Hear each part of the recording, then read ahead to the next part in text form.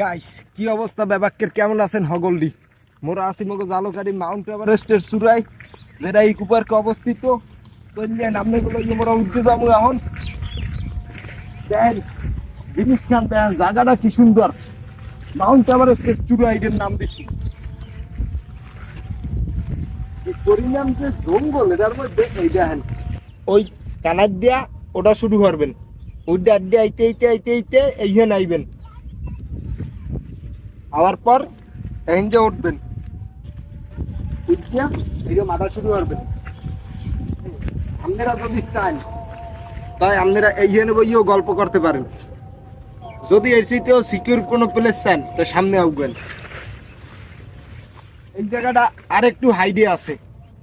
2-1 mile দূর দিয়ে এইসব জায়গার কিছু চিনে না খালি জঙ্গলই দেখায়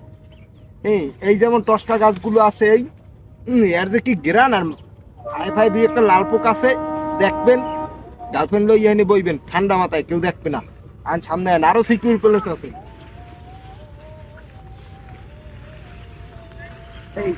এই একটা জায়গা মনের বুলো আপনারা এইসব জায়গায় বইবেন না কারণ এইখানে যদি বলেন এই কেনাই দিয়ে সব চিনেইবে আন সামনে আন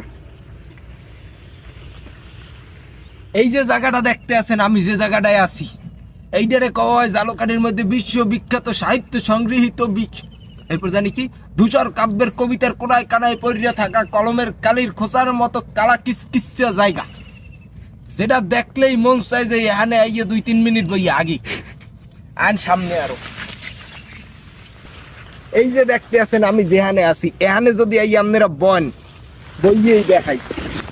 যদি এখানে যদি আপনারা বন 2-1 কানায় দিয়ে কিছু চিনেইবে না